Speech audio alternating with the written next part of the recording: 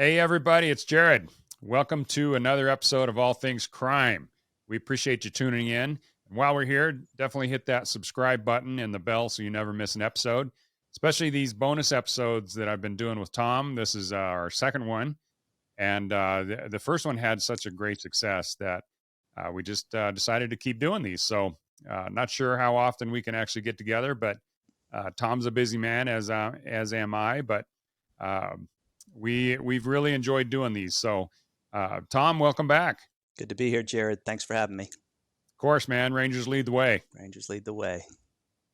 All right, brother. Listen, this week, again, just to give everybody a background, what we're doing is in addition to all of the other episodes that I've done in regards to educating people on what the actual investigative process is and all my other guests. Tom and I, just in side conversations, decided to start exploring some of these heinous but lesser known cases. So if you go on to anything true crime, whether it's on YouTube or Spotify or any other place, there are, for example, that quadruple homicide that happened up in Idaho, that has so many people commenting and doing shows and exploring the suspect as well as the victims.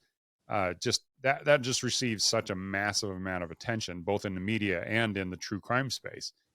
But there are a lot of thousands of cases, thousands of them, where they are equally as heinous and, to me, as demented.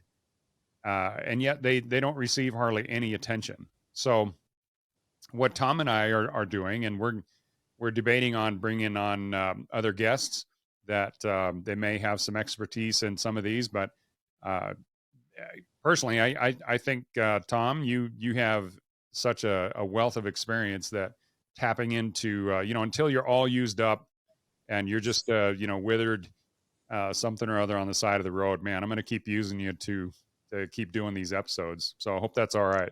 Sounds great. There's a camaraderie that we have that it's pretty rare, and I appreciate it, man. Tom, as many of you know, has been on the show before. He's obviously an Army Ranger, especially if you see some of the stuff behind him, but he also just recently retired from the FBI. So he was a supervisor up in Baltimore with the ERT teams up there, and just an all-around great guy. So with that, Tom, why don't you introduce the case that we are exploring this week? All right. So the case we're taking a look at this week, it takes place in Fairfield, Iowa in 2021, and looking into it, it has a little bit of trappings from the 1930s, Leopold and Loeb, for those of us who are old enough to recall that, where they wanted to commit the perfect murder.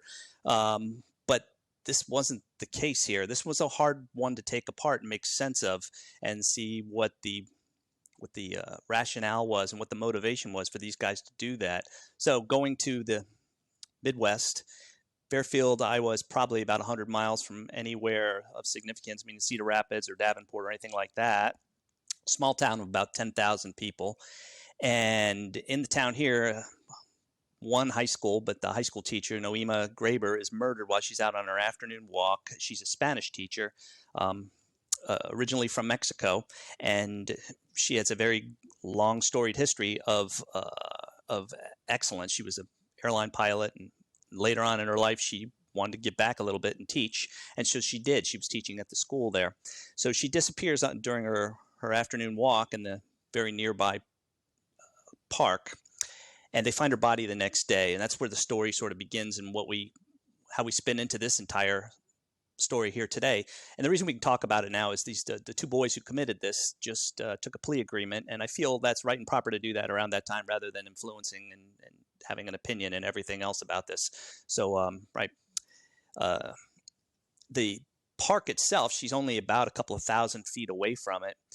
And every afternoon she takes her walk, and these two guys by the name of Willard Miller and Jerry Goodale, or Goodale rather. They're 16 years old at the time. Mr. Miller is upset because he has a poor grade in his Spanish class. So they hatched this plot after 2 weeks of planning to get even with her.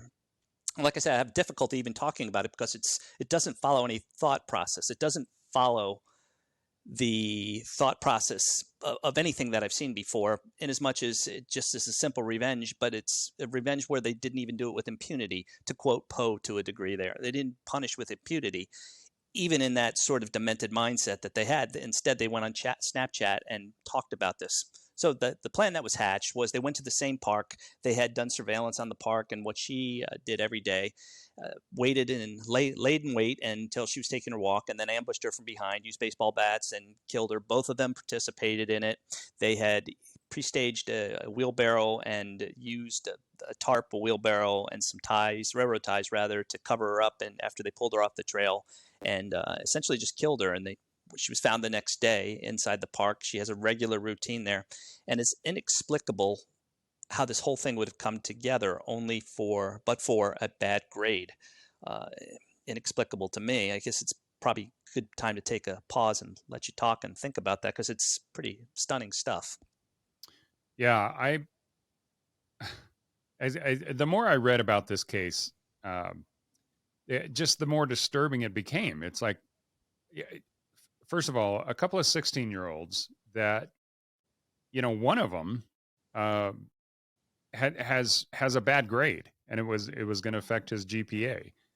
And to think that murder would be the solution to getting a bad grade, and possibly, so he doesn't get into the college that he wants, or I don't know what they're thinking, but to me, there's such a detachment from reality that goes along with this case. It's like, what kind of thought process? What kind of thought process would it have to take in order to go from a bad grade to that? I mean, there's no, when you hear about murders, you're usually, there's gang violence, there's revenge killings, there's, this guy slept with his girlfriend, there's some kind of a motive that would create enough rage to actually take somebody's life.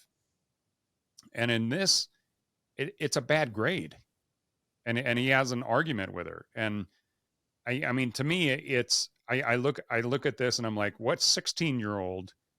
Well, first of all, where were the parents on this? And I also, and as I was thinking about this and preparing for this discussion, Tom, my mind kept referring back to the conversation that I had with Dr. Lee Miller, and he was, and not the very first episodes that I did with him, but the second round, where we were talking about what he called the lockdown before the lockdown. Now, obviously, the second lockdown is going to be, what we all experienced across the world with COVID, and the way that everybody all of a sudden found themselves, at least as a family, but many individuals were stuck by themselves and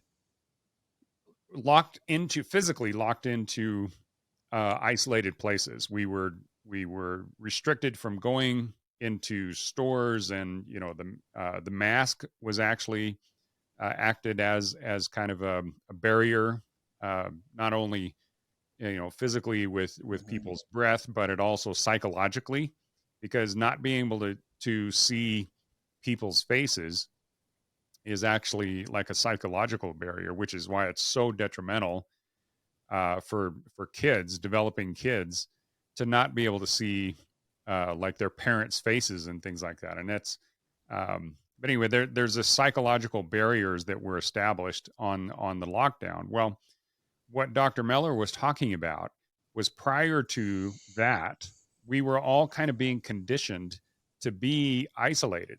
And these cell phones, these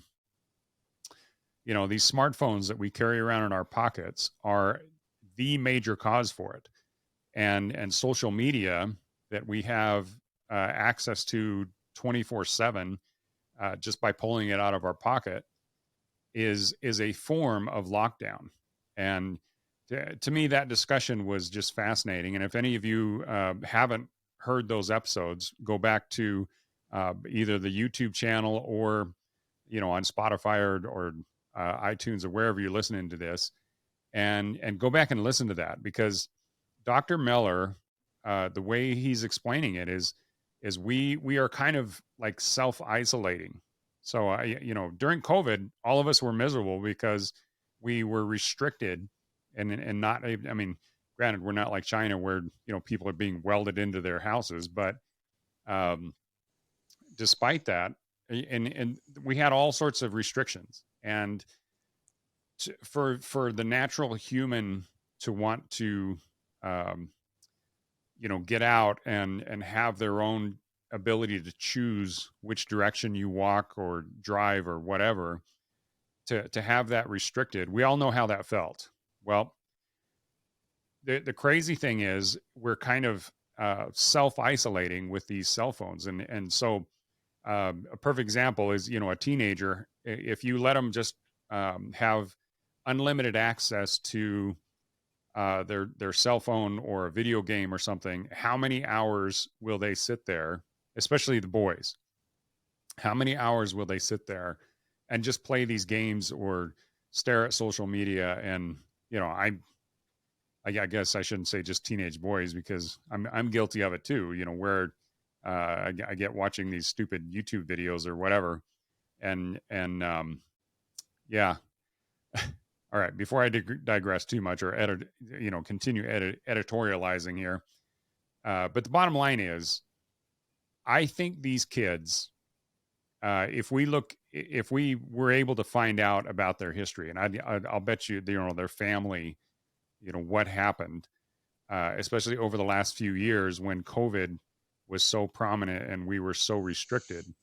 I would love to know how many hours a day these kids were on either social media or the video games. Because if we look at some of these other psychotic types, the Columbine shooters, all the way back, whether or not the video game industry will admit it or not, they have a massive influence on this. And I just, to me, there's psychological issues that a lot of kids are having that I don't think existed just a few short years ago. So that's kind of my long explanation of what was going through my head as we were preparing for this, Tom. I'm like, Yeah. like you said at the very beginning, there's no real motive. It's like, really, you're willing to kill somebody over a bad grade? Where does that come from? Because that's not normal human behavior. Right. Yep. So I love what Dr. Miller said, and I think one of his first podcasts with you, he talked about that dark abyss of evil, if I'm quoting it the correct way, and you fall into that, and there has to be something that keeps you from drifting towards that. So a little more background on me. I'm a student of film and crime historian, and collaborate a lot on cold and old historical casework and things like that. So I try to look for those parallels, and I try to look for trends and things like that of importance. And you heard me bring up Leopold and Loeb. Their idea was to do the perfect crime. It was an intellectually based, irrational killing of his second cousin when this very old case took place. And this one, it doesn't seem to take sense. It's almost like a nihilistic type thing. I'm upset I didn't get the grade I wanted to. And amazingly, he talks somebody else to go along with this who actually can't even mitigate his actions when he cooperates. That is Mr. Goodale. He can't mitigate his actions because he also strikes her with the baseball bat. So he's full in on this. So how do you explain that? Well, okay, a couple other things. I can remember a student of film, 1978, Dawn of the Dead comes out. It's very close parallel with The Walking Dead. It was rated I think it was the first NC-17 or an X rating where they were not going to let anybody under the age of 17 because it was so over the top with this tearing of human flesh and everything else. Now it's on TV and that lessening. And you can remember the first episodes of The Walking Dead, how horrific they are, and then everybody conditions themselves. And then in that same vein, you speaking about the masks, I'll put the mask up here, but having done a lot of photography in crime scenes and things like that, that barrier of looking through that lens makes it very easy to blunt yourself from seeing horrible stuff. It softens that. Just that simple lens. You're in the same scene, but yet it softens that. It psychologically softens that. So absolutely all of that's in play. I really feel with this because as I went through the story, I looked for something that's going to have some redemptive value to it, have something that's going to say, all right, they lost their temper, but this is a 2-week cooling off session where they planned this. And how, as a society, does this happen? Historically, I don't see that where we just say, I'm going to do what I want. And we do see that, I feel, on the internet and road rage, things like this with this anonymousness. And it's seemingly rewarded behavior. If I can have a meltdown and get what I want, that shows that I am the person to be dealt with, and I'm to be taken serious, or I'm going to make a scene, or I'm going to get what I want. And you see that in the confrontations with the police, right or wrong, but you see that being rewarded. So I think probably there's going to be some kind of change coming up, a drastic one. And historically, has that happened before? Yeah, it has happened. Again, crime historian, but 1934, we had the big crime omnibus coming right out of Prohibition. And on the heels of that, the Hays Code was implemented for film. And all of a sudden, all that randy and naughtiness that took place in the film was done for a good 30, 40 years. It just was not seen. No implications or anything else. No innuendos took place. And that was the big pendulum moving to the other side. Want to go a little later? How about 1968, end of Vietnam? What happens then? Well, we go from these sort of deer hunter coming home type films, and they change rather abruptly to Dirty Harry, Death Wish, kind of okay, you want to play that game sort of mindset, and it spins into that next generation. And Jared, you and I, but Rambo, what's the other one, the Red Dawn, things like that, very right-wing sort of films that came out after that changed that whole dynamic that's happened over here. But it accommodates this sort of depravity in between. So now we have two young men whose lives are totally destroyed. Yeah, they'll salvage something because they're going to be eligible for parole after 25 years and 30 years is the recommendation that's there. And you have another family that's totally destroyed, of course, from the victim's family, and then a whole community of 10,000 people that is scratching their head going, how did we get to this? Yeah. Well, like you said, I think it would have made a lot more sense if he would have attacked her during the argument. Right. Because then it's an act of rage, and it kind of reverts back to that, not a revenge killing, but more of a just an act of just impulse, which again, teenagers, especially young men, suffer severely from impulse. But like you said, this was a 2-week period where they were planning this, and they were scouting it out. I mean, this sounds a lot like the Aurora Theater shooter, where he was scouting things out. They found a specific place where they knew she frequented. They knew what her schedule was. They pre-positioned the wheelbarrow and other items, which, again, forensically speaking, which both of us are intimately involved in, the idiot, Miller, used his own wheelbarrow from his house. So it's like, do these kids, I don't know. To me, again, going back to this, your DNA and fingerprints and things like that, there's no deep thought into any of this. It's all the superficial. And I think these kids are just so detached from reality. Number one, there's no value of human life. If you think about the act that they performed, they beat this 67-year-old lady to death with a baseball bat, which if anybody actually understands what it takes to kill a person with just blunt force trauma, you don't hit somebody just once with a baseball bat and kill them most of the time. Most of the time, it takes repeated strikes, and to beat on somebody with a baseball bat and in fact, I was reading one article on it, and it said that they hit her, they knocked her out. I don't know how many strikes it actually took to do that. They drug her into a different location, realized that she was still alive, and then had to beat on her again. And then they went about hiding it. But all of that was premeditated, which is 100% justified for the first degree murder charge. Any thoughts toward that? I like where you were going with forensically, because I like to take things apart psychologically or see what they've been influenced by. They say you can tell a lot by a man's shoes or by the tools he uses.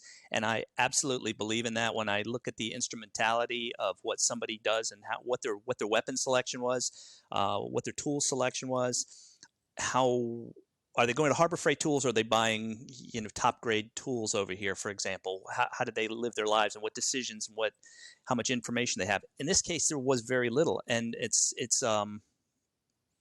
speaks to society, that nihilistic sort of self-serving way of doing things that you didn't. Let's go real dark on this for a moment.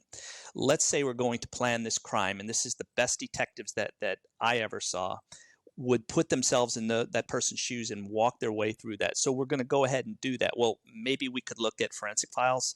Maybe we could not leave evidence out there. Certainly not go on to Snapchat. Probably not bring your cell phone with you. I'm sure that positionally put them right into the park there, which is, what's done these days, geofenced into a specific area. But I don't even think that required anything. It was just sort of a 2-week period where we're going to do this, and it was done. But there's no thought to, again, quoting Poe, punish, but punish with impunity. It wasn't, though, I'm going to get away with this, I'm going to get my revenge, as sick as that is. But it was, now I'm going to tell everybody what I did, with no sense of processing what the consequences are going to be. And this is pretty disturbing to me, that nobody is thinking their way through this. And I see this a lot on the internet and road rage incidents and things like this. And so what happens is one side elevates, the next side elevates, and we have shootouts taking place, and or horrible things being said on the internet, and nobody seems to have any accountability about it. And we've lost maybe that decorum. I'll put that nicely, decorum over here. You said before, and I don't want to criticize anybody's parents or their upbringing or anything else, but how did we get to this point? And if you look at the images of them going all the way through the booking photo up to their arraignment, and then even a year and a half later, I'm not, again, an opinion here, I am not seeing a lot of remorse on the faces of these young men that committed this. Okay, they could be in shock, and I'm miscalling it. But when you see that, you can see people who are crushed by what the reality coming back to them. So what is that telling me? It's almost like that dog that's ready to fight all the time and just doesn't know anything else. So as a society, are we doing a bad job? I would say, yeah, we are. How did we get to this point? And some kind of correction needs to happen somewhere along the way. And that's maybe the theme of your show as you introduce this each episode. Crime is on the rise and things like this. But this should not be happening. Why don't we have these problems in Japan and Sweden? They're really anomalies, but this is drifting towards the norm. Well, I think the accountability thing is, well, I think it's twofold. Just right off the top, I'm sure it's deeper than just two general conditions here. But number one is, I think the value of a human life is rapidly diminishing, and part of that is going to be the straying away from religion and accountability for life in general.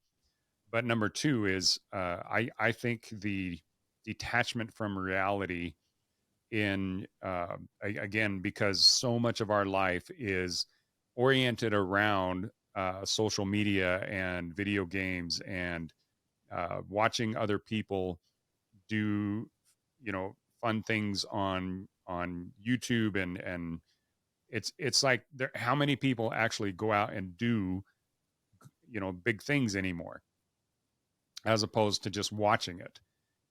But I also think, especially for young men, they're so impressionable, and yet they spend so much time playing Call of Duty and things like that, where, if you get shot, it's okay. You just come back to life again. And if you lose the game, you just hit reset. And so that detachment from the actual consequences of physically hitting somebody with a baseball bat, I think there's a more and more dramatic detachment from what that actually means. And so I honestly, Absolutely. I'm not sure these guys fully understand that they literally just killed a lady, and not just killed her, but brutally beat her to death with a baseball bat. And I'm sure you've seen things like that, Tom, where somebody was beaten to death like that, and how actually disturbing it is, and how vicious and brutal it is.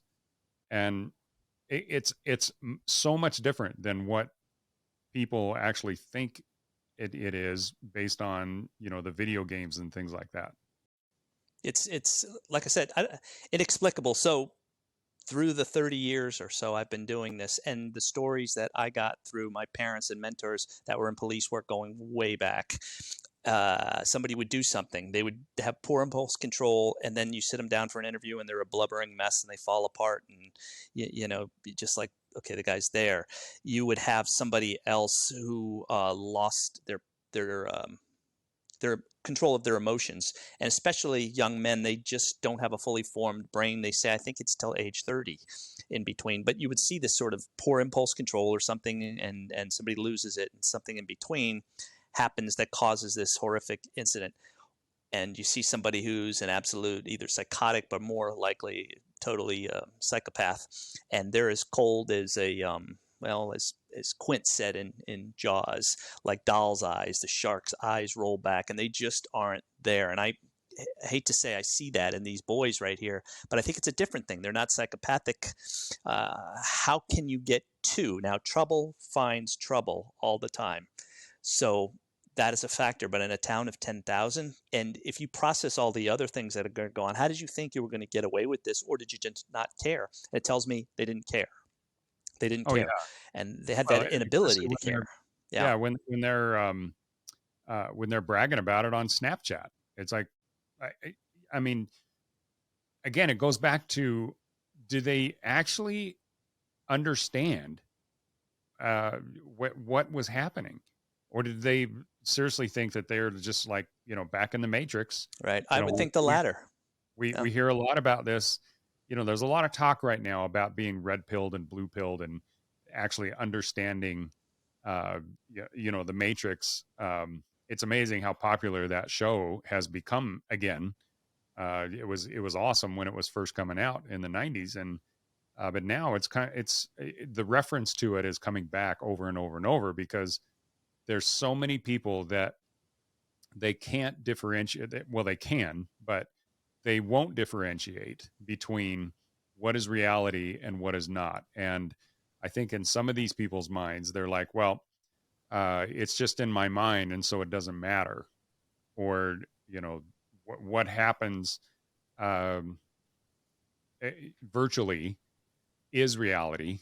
And there's this intersection between the two, and they're almost conflating reality with virtual reality and all these other things. And it's, No. the Yeah. mind, if you train the mind, it can do some really amazing things, and it can do some really demented things. And again, yes, we are speculating about what these kids, what their home life was, and what their, how they filled all their time. But just based on, the fact that I have three boys that are just brand new teenagers now, and they, I'm watching them, and how they interact with their friends, and what their tendencies are. It's like, if I let these guys, especially one of my sons in particular, if I let him just sit on his phone all day, he would do it.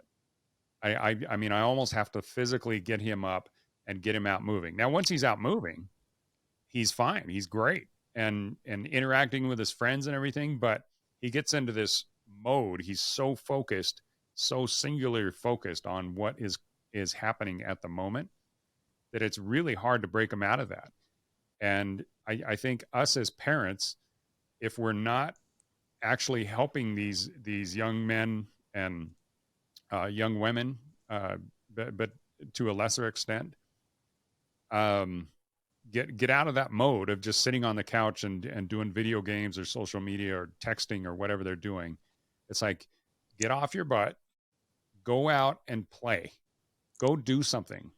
And, you know, now that we're into springtime, finally here in Utah, man, it's, boy, it's been a long one, but anyway, I can't emphasize this enough. And if you are listening to this and, you know, watch your kids or your grandkids or, you know, whoever, even if you're just coming out of that phase, you know, make a comment down at the bottom of the episode and tell us what you think, because I promise you there are more kids like this out there where we have no idea how psychologically damaged they are, especially because of the last few years. And I think the combination, it's like the perfect storm.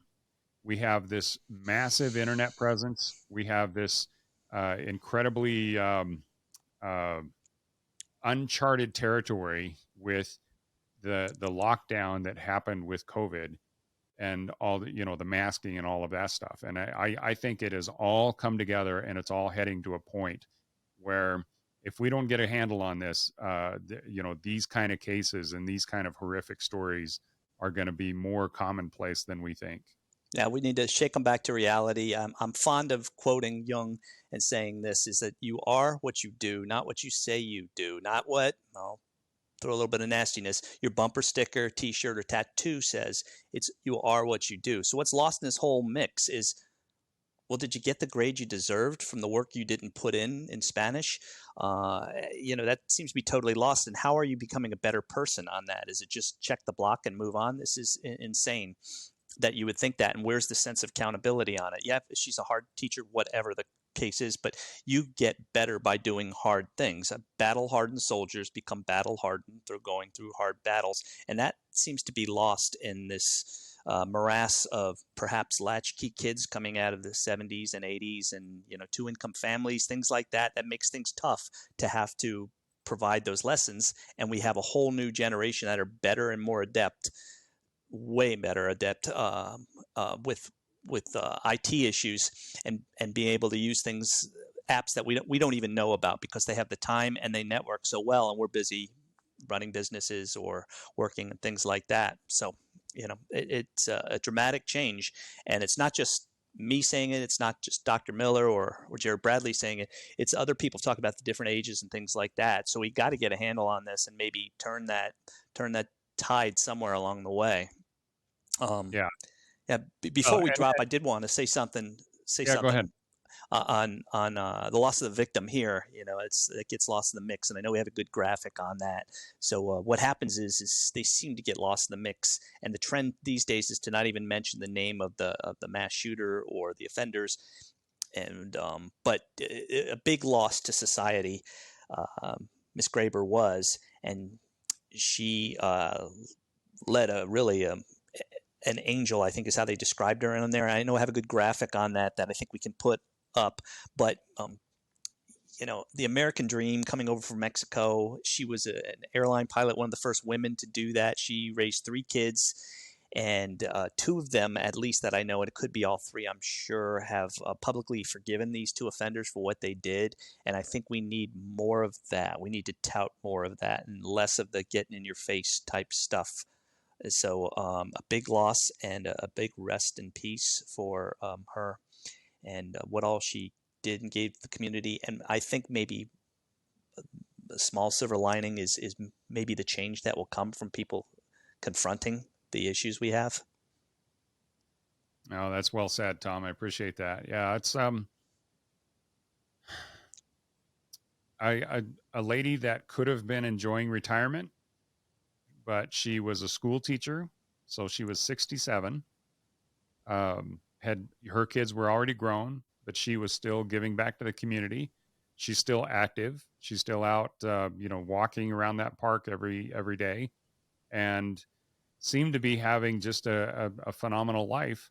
And yeah, she probably could have just given in to when this kid was arguing with her about his grade, but Yeah. she held the line. She was like, no, and again, I'm surmising, but having had conversations with teachers when I didn't put in the work and I didn't do what I needed to do to get an A, for example, um, a good teacher is going to actually look me in the eye and say, Jared, I'm not doing you any favors by just giving you a grade that you didn't earn. It's like getting a participation trophy when you're the worst team on the field. And I think the whole I deserve something that I didn't earn mentality is extremely detrimental. But like you said, Tom, the fact that this lady was willing to go out there and teach Spanish to people that to kids that and frankly Spanish is a great language. I speak Japanese, well, kind of. I used to speak it a lot better than I do now, but frankly the reason I don't speak it very well is because I haven't used it. There's not a lot of opportunity to use that language. But Spanish, man, if Right. anybody's going to learn a language in today's society, Spanish is the language to learn.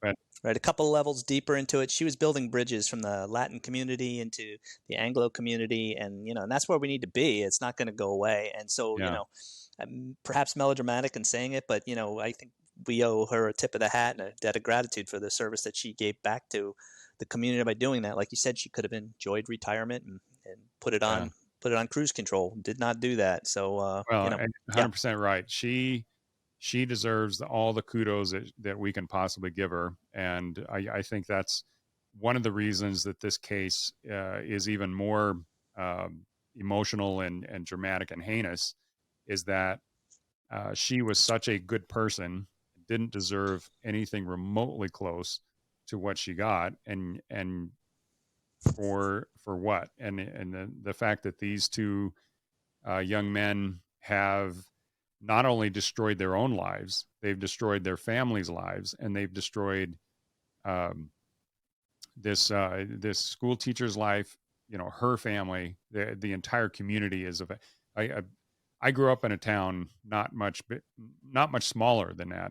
I grew up in a town of 6,000, and nothing even close to this happened there.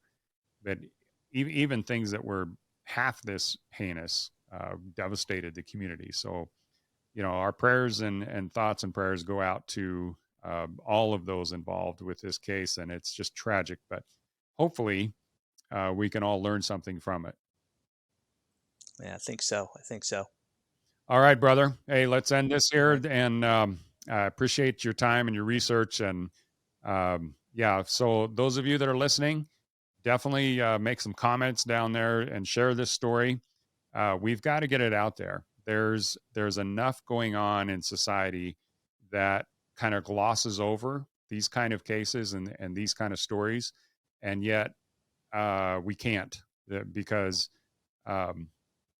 this the lessons that we can learn from what happened here are really deep. And if it can happen in a town of 10,000 in small town Iowa, it can happen anywhere. And we need to stop this circle of violence that's happening. And the only way to do it is to actually delve into it, do the hard work of delving into it and talking about it and figuring out what went wrong. So, all right. Thanks, everybody. And we enjoyed this. Tom, appreciate it.